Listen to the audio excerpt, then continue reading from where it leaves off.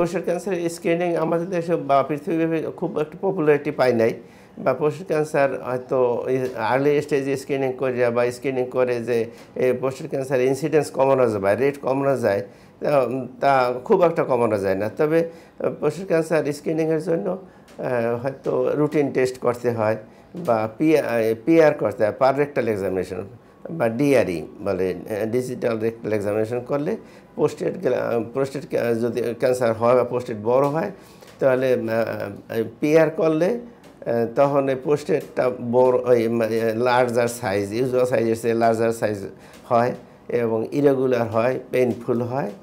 এ দিয়ে আইডিয়া করা যায়। তারপরে এরকম থাকে অথবা আলট্রাসোনোগ্রাফিতে, সিটি স্ক্যানে বা এমআরআইতে যদি প্রোস্টেটের সাইজ বড় হয়, ধরা যায় যে প্রোস্টেটের সাইজ বড় হয়েছে বা হয়তো সারাউন্ডিং প্রোস্টেট থেকে যে সেমিনাল বেসিক্যালি বা প্রস্রাবের থলিতে অ্যাডভান্স স্টেজে প্রস্রাবের থলি এফেক্ট করে, এতে এক্সটেন্ড করে টিউমার বা পেলভিক লিম্ফ নোড এক্সটেন্ড করে টিউমার, অথবা এমআরআই।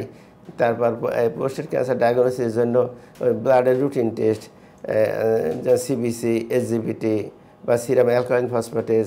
তারপর প্রোস্টেটের জন্য হরমোন পিএসএ হরমোন, প্রোস্টেট স্পেসিফিক অ্যান্টিজেন একটা হরমোন আছে বা ক্যান্সার অ্যান্টিজেন বলে, এইটার লেভেল বেড়ে যায়। এটার নর্মাল লেভেল হয়েছে সাধারণত 4 ন্যানোগ্রামের নিচে থাকবে পার এমএলএ ইউজুয়াল রেট। তা অনেকে দেখা যায় 50-100 হয়ে যায় বা বেড়ে যদি যায় তাহলে আমরা প্রোস্টেট ক্যান্সার বা সেই বেশি হয় না তো প্রোস্টেট ক্যান্সার সন্দেহ করি।